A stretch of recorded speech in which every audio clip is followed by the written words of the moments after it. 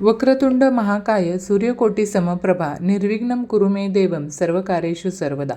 यंदा गणेशोत्सवाच्या दरम्यान घरी तुम्ही श्री गणेशाची स्थापना करणार असाल तर श्री गणेशाच्या पूजेचे 20 नियम प्रत्येकाला माहीत असायलाच हवेत. तर हे नियम कोणते आहेत आणि ते आपण का पाळायला हवेत याची माहिती आजच्या या व्हिडिओमध्ये आपण जाणून घेणार आहोत. जाणून घेण्यापूर्वी चॅनलवरती जर नवीन असाल तर चॅनलला लाईक आणि सबस्क्राईब करायला विसरू नका. चला तर मग व्हिडिओला सुरुवात करूया. श्री गणेशाय नमः. पहिला नियम तो म्हणजे गणेशाचे आगमन घरात होताना यजमानांच्या पायावर दरवाजामध्येच दूध पाणी घालून औक्षण करावं आणि घरी आणण्यासाठी ची जी मूर्ती असते ती शक्यतो एक वीतभर किंवा त्यापेक्षा थोडीशी मोठी असावी. जास्त मोठी मूर्ती घरामध्ये बसवू नये. ती मूर्ती आसनस्थ असावी. उभी असलेली मूर्ती घरामध्ये कधीही बसवू नये. तसंच उजव्या सोंडेचा गणपती कडक आणि डाव्या सोंडेचा गणपती सौम्य अशी समजूत आहे बघा, पण अशी फक्त समजूत आहे. दुसरा नियम तो म्हणजे श्री गणेश मूर्ती ज्या ठिकाणी ठेवणार आहात त्या स्थानी थोडे तांदूळ घालून पाट ठेवून त्यावर मूर्ती स्थापन करावी आणि मूर्तीचं मुख हे वस्त्रानं आच्छादन करून ठेवावं, वस्त्रानं झाकून ठेवावं. पंचांगानुसार गणेश चतुर्थी ही भाद्रपद महिन्यातील शुक्ल पक्षातील चतुर्थी तिथीला साजरी केली जाते. यंदा ही तिथी 7 सप्टेंबरला असणार आहे आणि यापासून पुढील 10 दिवस अनंत चतुर्दशीपर्यंत गणेशोत्सव सुरू राहील. तर 17 सप्टेंबरला लाडक्या बाप्पांच्या मूर्तीचं विसर्जन होईल. पंचांगानुसार गणेश चतुर्थीचा शुभ मुहूर्त हा 2 तास 31 मिनिटांचा असणार आहे. परंतु राहू काळ वगळता हा दिवस अतिशय शुभ असेल. 9:10 ते 10:35 पूजा करू नये, कारण हा काळ राहू काळ असेल. आता शुभ वेळ कोणती आहे तर सकाळी 8 ते 9:33 शुभ वेळ आहे. तसंच दुपारी 12:38 पासून 2:11 ही शुभ वेळ मानण्यात आलेली आहे. तर मैत्रिणींनो, या काळामध्ये तुम्ही या शुभ वेळेमध्ये तुम्हाला गणेश मूर्तीची प्रतिष्ठापना करून पूजा आणि अर्चनासुद्धा करायची आहे. त्याच्यानंतर हे विद्यात्या देवनायका गणपती तू प्रसन्न होऊन माझे सर्व कार्य सिद्धीत जावो, तसंच सर्व विघ्न नष्ट होत हा मंत्र म्हणायचा आहे. तिसरी गोष्ट ती म्हणजे मूर्ती पूजेच्या दिवशी ज्या जागी ठेवायची आहे, पूजेच्या दिवशी प्रातःकाळी स्नान करून शुभर्चित व्हायचं आणि कपाळी तिळक लावायचा. तसंच घरातील देवतांची पूजा करून घ्यावी. शक्यतो त्याशिवाय इतर पूजाविधी करू नयेत. पूजा घराच्या पुरुष मंडळींनीच करावी किंवा महिला वर्गांवर हा भार टाकू नये. पाचवी गोष्ट ती म्हणजे आता मूर्तीवर आच्छादन केलेलं वस्त्र काढून ठेवायचं. शक्यतो मूर्तीच्या उजव्या बाजूला समय, निरंजन, उदबत्ती, कापूर या गोष्टींची योजना करायची. पूजा करताना आपलं मुख हे पूर्वेकडे राहील अशी योजना असावी, म्हणजे देव आपल्यासमोर पूर्वेला पश्चिमेकडे म्हणजे आपल्याकडे तोंड करून ठेवावेत. जमत नसल्यास याउलट केले तरी चालेल, पण शक्यतो दक्षिण किंवा उत्तर दिशा नको असते बघा. ही गोष्ट तुम्हाला लक्षात घ्यायची आहे. सातवी गोष्ट ती म्हणजे दिवे आदल्या दिवशी स्वच्छ घासून पुसून समईमध्ये निरांजनांमध्ये वाती ठेवून तूप वगैरे भरून तयार करून ठेवायच्या. उदबत्ती स्टँडमध्ये त्या लावून ठेवायच्या. काडीपिटी जवळ ठेवावी. समईच्या खाली एखादी ताटली ठेवायची. हल्ली काचेमध्ये दिवे मिळतात. दिवा न विझण्याच्या दृष्टीने ते उपयुक्त ठरतात. जमलं तर ते दिवे वापरावेत आणि त्यामध्ये तेल तूप भरपूर वेळ राहतं आणि गंध हळदी कुंकू लावून ठेवावं. त्याच्यानंतर पुढची गोष्ट ती म्हणजे विड्याची पानं देठ देवाकडे करून त्यावर सुट्टे पैसे, त्यावर सुपारी, खारीक, खोबरं, बदाम, अक्रोड असे पंचखाद्य मांडून असे 5 विडे तयार करून ठेवावे. देवाच्या कुठल्याही बाजूला किंवा दोन्ही बाजूला मिळून असे हे विडे तुम्ही ठेवून द्यायचे. त्याच्यानंतर 9वी गोष्ट नैवेद्यासाठी दूध, साखर, गोड खोबरं, मोदक, पेढे इत्यादी देवासमोर मांडून ठेवा. नैवेद्यामध्ये मांडताना त्याखाली पाण्याने चौकोनी मंडल करून मग त्याच्यावरती नैवेद्य ठेवावा. 10वी गोष्ट पंचामृतासाठी लागणारं दूध, दही, तूप, मध, साखर एकत्र करून पंचामृत तयार करून ठेवावं.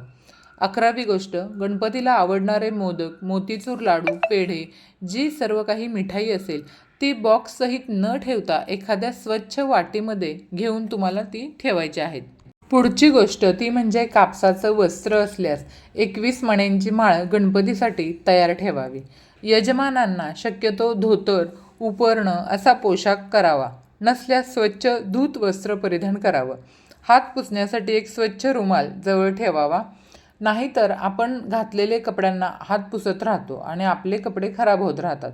म्हणून आपण एक स्वच्छ रुमाल जवळ ठेवायचा पूजा करत असताना. पूजेसाठी लागणारी भांडी आदल्या दिवशी स्वच्छ करून ठेवावीत. यामुळे काय होतं, घाई उठणार नाही आणि गणपतीसमोर पूजेसाठी तांब्या, ताम्हण, पळी, दिवा, निरंजन आदल्या दिवशी स्वच्छ सर्व आपल्याला करून ठेवायचे आहेत. म्हणजे पूजाच्या वेळी आपली गडबड होत नाही, गोंधळ होत नाही. त्याच्यानंतर पुढची गोष्ट, आपल्यासमोर आपल्या डाव्या हाताला पिण्याच्या पाण्याने भरलेला तांब्या, त्याच्या उजव्या बाजूला त्याच पाण्याने भरलेली फुलपात्र्यामध्ये पळी किंवा चमचा त्याच्या उजव्या बाजूला असावा. देवाला घालावयाचे काही दागिने असतील तर ते मोकळे करून ठेवावेत. गुरुजींनी पूजा सांगून झाल्यावर दागिने जर गेल्या वर्षीचे असतील तर ते स्वच्छ करून घ्यावेत. म्हणजे काय करायचं तर ते पुसून घ्यायचे. आणि यावर्षी घेतलेले असतील तर नवीनच असतील तर मग काही प्रॉब्लेम नाही. देवाला दागिने घालावेत किंवा आधी घालून ठेवले तरीही काही हरकत नाही. त्याच्यानंतर पुढची गोष्ट म्हणजे दररोज सकाळी आणि संध्याकाळी शक्यतो कुटुंबातील सर्वांनी एकत्र येऊन आरती करायची असते. घरातील वातावरण प्रसन्न राहतं यामुळं आणि त्याचप्रमाणे आपलं मनही आनंदमयी राहतं आणि घरात अगदी भरून गेल्यासारखं वाटतं. सकाळची सुरुवात चांगली झाली ना की पूर्ण दिवस हे चांगलाच जातो. म्हणून रोज स्वतःला सवय लावून ठेवायची की सकाळी भक्तिगीतं मोबाईलवर लावून रोज ऐकावीत.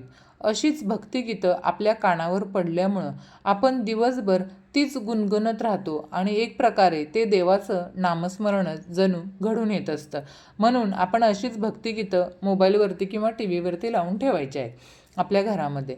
पुढची गोष्ट ती म्हणजे एका मोठ्या ताटामध्ये आणलेली सर्व प्रकारची फुलं थोडी थोडी काढून घ्यायची. जमल्यास प्रत्येक प्रकारची फुलं वेगळी मांडून ठेवावी. ताटात फुलांची फार गर्दी करू नये. तर काय होतं, त्रिदल दुर्वांच्या 21 दुर्वांच्या 5-6 जोड्या तयार करून ठेवाव्यात. 3 पानांचं आणि छिद्र नसलेल्या पानांचे 7-8 बिल्वपत्र असावेत. शमी असल्यास जोडी सोडून मोकळे करून ठेवावे म्हणजे घाईघाईत काटे टोचणार नाहीत. 21 प्रकारच्या पत्री उपलब्ध झाल्या तर त्या एका ताटात नीट नावासकट मांडून ठेवाव्या.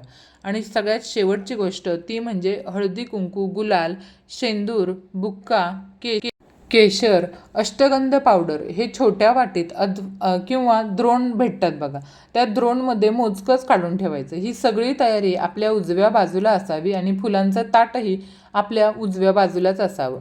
पूजा सुरू झाली की कुणा नातेवाईकांना फुलपात्रात गरम पाणी आणून देण्यास सूचना करून ठेवावी. सगळ्यात महत्त्वाची सूचना, पूजा करताना अतिशय श्रद्धेनं सावध चित्त होऊन पूजा करावी. पूजा व्यतिरिक्त इतर ठिकाणी लक्ष देऊ नये. पूजा करताना भ्रमणध्वनी, मोबाईलचा अडथळा असू नये. यानंतर पूजा झाल्यावर लगेच किंवा दुपारी भोजनापूर्वी देवाला महानैवेद्य दाखवून यथाशक्ती महाआरती करावी आणि संध्याकाळी आरती करण्याच्या आधी पुन्हा देवाला हळदी कुंकू, गंध, फुलं, दुर्वा व्हायच्या आणि परत एकदा संध्याकाळी आरती करावी. अनंत चतुर्थीच्या दिवशी मात्र चुकूनही मीठ खाऊ नये. हा दिवस खूप शुभ मानला जातो आणि या दिवशी गणेशाचे विसर्जन केले जाते. प्रत्येक वर्षी भाद्रपद महिन्याच्या शुक्ल पक्षाच्या चतुर्दशी तिथीला साजरे केले जाते. तर या दिवशी उपवास करून भगवान विष्णूंची पूजा केली जाते. आणि या दिवशी गणपती बाप्पांचं सुद्धा विसर्जन केलं जात असल्यानं अनंत चतुर्दशीचं महत्त्व आणखीनच वाढतं. त्यामुळं या दिवशी मीठ खाणं वर्ज्य मानलं जातं. जे लोक उपवास करतात त्यांनी तर मीठ हे खाऊच नये, मात्र जे उपवास करत नाहीत त्यांनीही मीठ खाऊ नये. यामुळं संपूर्ण परिवारावर नकारात्मक प्रभाव पडत असतो. विसर्जनापर्यंतच्या काळामध्ये सकाळ संध्याकाळ अशाच प्रकारे पूजा करावी आदल्या दिवशी फुले काढून मूर्ती कापडाने हळूवार स्वच्छ करावी व नंतर नवीन हार वगैरे घालावेत व पूजेसाठी वापरलेलं सगळं निर्माल्य व्यवस्थित ठेवावं आणि विसर्जनाच्या दिवशी ते सर्व निर्माल्य पाण्यामध्ये सोडून द्यावं. तर ही माहिती तुम्हाला आवडली असेल मैत्रिणींनो, अशी अपेक्षा करते. आणि जर आवडली असेल तर चॅनेलला लाईक आणि सबस्क्राईब करायला विसरू नका. भेटूयात अशाच माहितीपूर्ण पुढच्या व्हिडिओमध्ये. तोपर्यंत धन्यवाद.